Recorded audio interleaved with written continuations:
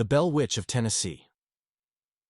In the early 19th century, the Bell family of Adams, Tennessee, experienced haunting phenomena that would become one of the most notorious ghost stories in American history. It all began in 1817, when John Bell witnessed a strange creature resembling a dog.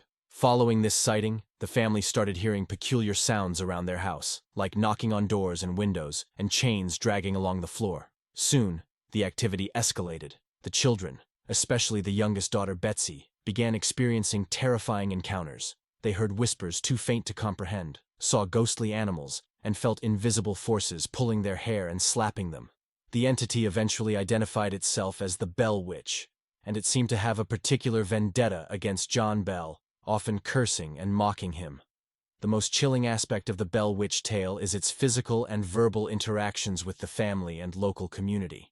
It conversed with visitors, sang hymns, and even once prevented a British skeptic from leaving the property by immobilizing his coach.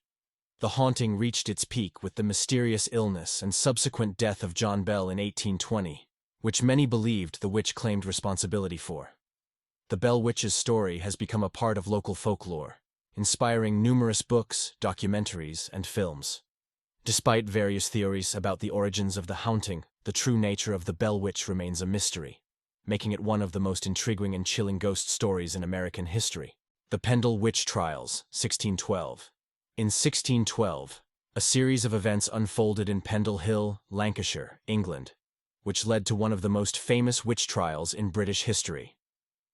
The saga began with an altercation between Alison Device, a local woman, and John Law, a peddler. After refusing to give Alison some pins, Law suffered a stroke, which he blamed on her witchcraft. Alison Device was a member of the Demdike family, known in the area for their begging and claims to possess magical powers. This incident led to an investigation by the local magistrate, Roger Nowell. Under interrogation, Alison confessed to witchcraft and accused other members of her own family, including her grandmother, Old Demdike, and the rival Chattox family. The accusations spiraled out of control. Old Demdike, her daughter Elizabeth Device, and her grandchildren, including 9-year-old Janet Device, were all implicated. Janet's testimony in court was particularly shocking, as it was rare for a child to be involved in such proceedings. Her vivid descriptions of the witch's sabbats and conversations with familiar spirits were pivotal in the conviction of her own family.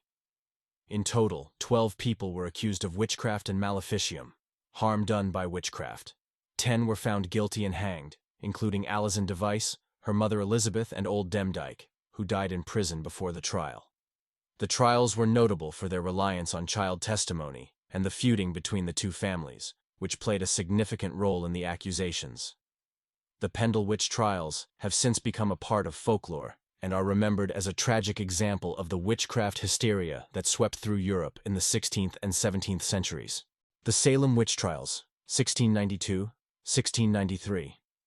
The Salem Witch Trials were a series of hearings and prosecutions in 1692 and 1693 that led to the execution of 20 people and the imprisonment of many others in the Massachusetts Bay Colony. The trials are one of the most notorious examples of mass hysteria in American history. The panic began in early 1692 when a group of young girls in Salem Village, Massachusetts, claimed to be possessed by the devil and accused several local women of witchcraft. These girls exhibited strange behaviors and symptoms, such as contortions, outbursts, and trance-like states, which were attributed to supernatural causes. The first to be accused were Sarah Good, Sarah Osborne, and Tituba, a Caribbean slave. As fear spread, more people were accused, including prominent members of the community. The trials were characterized by the use of spectral evidence, testimony based on dreams and visions, which was later deemed inadmissible.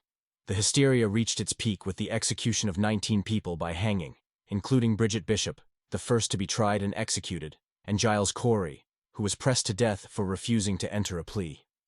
At least 5 others died in jail, including an infant. The trials eventually ended in May 1693 when Governor William Phips ordered a general release for those still in prison on witchcraft charges. The events of Salem have been used as a cautionary tale against the dangers of isolationism, religious extremism, false accusations, and lapses in due process. If you want to hear more unsettling stories based around true events, make sure to like and subscribe.